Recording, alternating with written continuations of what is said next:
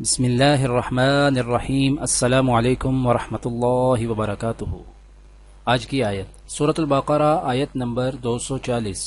اعوذ باللہ من الشیطان الرجیم۔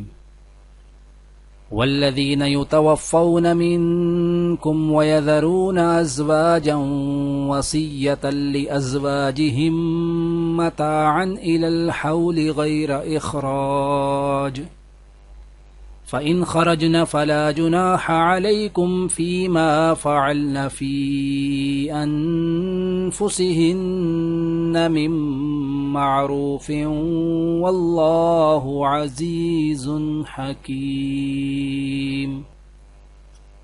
اور تم میں سے جو لوگ وفات پا جائیں اور اپنے پیچھے بیویاں چھوڑ جائیں تو وہ اپنی بیویوں کے حق میں یہ وصیت کر جایا کریں کہ 1 سال تک وہ ترکے سے نفقہ وصول کرنے کا فائدہ اٹھائیں، اور ان کو شوہر کے گھر سے نکالا نہیں جائے گا۔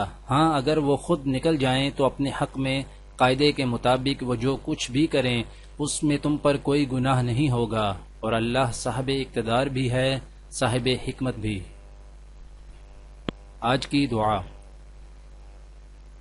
ربنا اصرف عنا عذاب جہنم ان عذابها كان غراما انها ساءت مستقرا ومقاما۔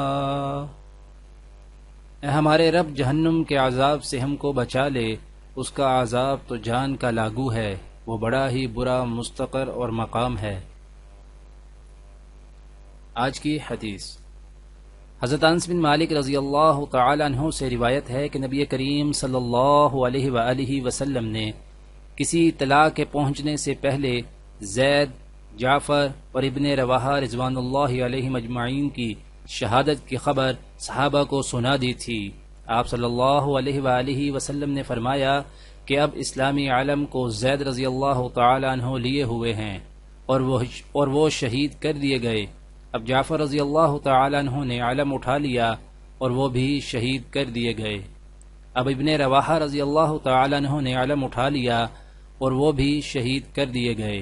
نبی کریم صلی اللہ علیہ وآلہ وسلم کی آنکھوں سے آنسو جاری تھے۔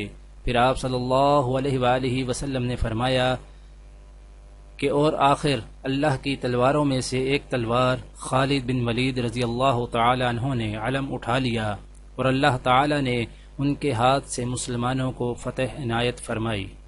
دعا ہے کہ اللہ تعالی دنیا اور آخرت کی تمام بھلائیاں عطا کرے، عمل کی توفیق دے۔ سبحان ربک رب العزت عما یصفون وسلام علی المرسلین والحمد للہ رب العالمین، آمین۔